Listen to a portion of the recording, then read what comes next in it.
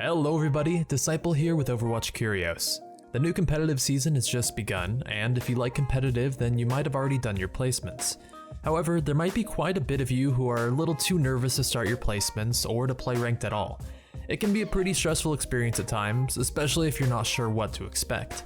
But I personally love the ranked experience as a chance to prove and improve myself. However you're coming into it, and no matter what rank you might be, here's a few tips on how to not completely suck at competitive. These might seem a bit obvious at times, but it can help to see them all laid out for you.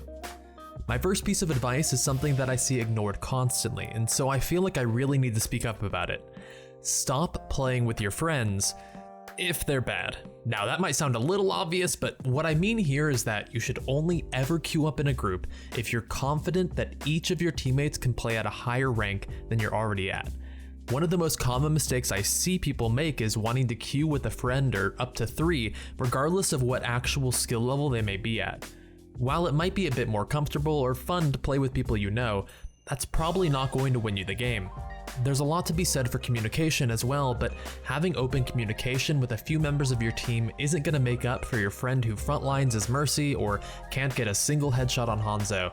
If you get invited to a group to play ranked and you don't know the other members of the group, unless they're a team of smurfs grinding up, I'd suggest you queue without them. The larger group you queue in, the larger group that you're going to play against. Now, if you don't know the other members of your group or have much synergy together, and if you're not confident in their skill, then there's a really good chance you're going to get rolled by the enemy 4 stack that are playing together cohesively. Additionally, if I'm in plat and I have a friend in gold, I'm pretty much never going to queue with them unless I'm totally sure that my friend can play at a plat or diamond level. Otherwise, I'm probably better off with a random teammate closer to my own skill level. If you do want to queue with a friend, I'd suggest queuing with no more than 3 in a party to avoid large, strong premates on the enemy team. In general, save the partying up for quick play. So you've queued up with a buddy and you're confident that you're going to slay your placements 10-0, but you get off to a quick 0-2 start. Take a break and either play quick play, arcade, or just another game while you cool off. Loss streaks can be insanely tilting, and it's super easy to turn 2 losses into 5 if you keep going. It's my general rule to always take a breather after 2 losses in a row, and although it's difficult to do this while streaming, I definitely stick to it when I'm grinding on my own. If you've been losing, you'll be much quicker to lose confidence in a game, flame and blame your team, and mess up in your own play. If you stop believing that you can win or that there's some cosmic force keeping you from climbing, then that's probably exactly what's going to end up happening.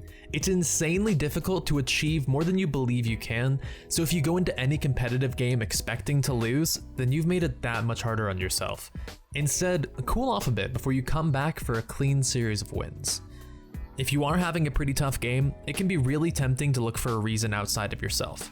However, if you can master the art of never blaming your team in any situation, it's going to help you immensely inside and outside of the game.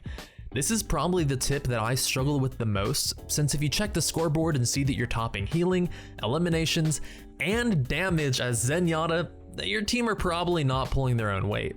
I absolutely believe that sometimes the game is out of your hands and that bad teams can lose you games. It happens and it sucks really bad. However, stating that your team is losing you the game, blaming their picks, or flaming a teammate is literally never going to help your chances of winning. When you're attacking on Hanamura and your one teammate won't switch off of Torbjorn, he's probably making a bad decision. He's probably making it harder for you to win. You can even feel free to come in with constructive comments like, "I think we could really use a second tank on this point. Do you mind switching?" But saying something like, "Oh, this fucking noob Torb won't switch off, GG," in match chat is always going to hurt your team's chances of winning. Not only have you disheartened your own team and insulted your ally, you've also probably made 100% sure that he's never going to switch off. You've made yourself the enemy in his eyes, and if he switches after you yell at him, then he'll see that as losing to you.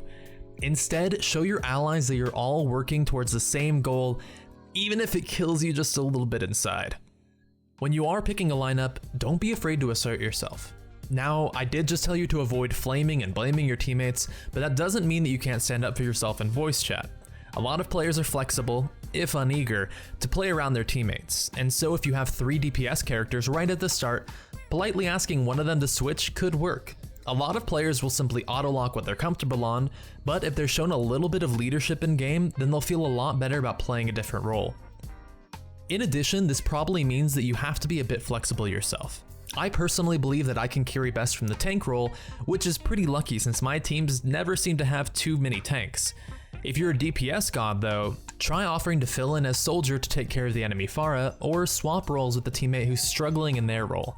This can be tough to do, and you might end up playing a role that you don't love, but a solid team comp will generally win more games than 6 DPS mains all running it down mid. Now, while you should be flexible and open to filling, it's very important to always play what you're comfortable with. If your team needs another support, and Ana seems like the best choice, but you've never played her, competitive is an awful time to start learning her. Instead, play that Zenyatta or Mercy that you're familiar with and that you're confident that you can really do well on. There may be some better heroes in each meta, but they're only better if you know how to play them. Roadhog is an insanely strong tank at the moment, but don't bother picking him due to his win rate unless you know that you can get consistent one-shot combos off. Instead of playing what's meta, play what you're good at, especially for placement matches where you only get 10 chances to prove yourself. While you're in-game, one advantage you can give yourself is to always know what the enemies are playing. It's unbelievable how many times I see someone surprised by a pick on the enemy team, when you can always just press the tab screen to see the enemy hero picks once a match is 15 seconds in. This is a habit you should be getting used to in every single game you play, and there's never really an excuse not to use it. Use the tab screen to track hero picks, enemy compositions, ult charges, and death timers. If you got headshot by the enemy Widowmaker when you weren't even aware they had one, realize that you made a mistake here that could have been avoided just by hitting tab. This is particularly important for defensive heroes like Junkrat or Torbjorn, since you can get caught out by their static defenses really easily if you don't know what to watch out for.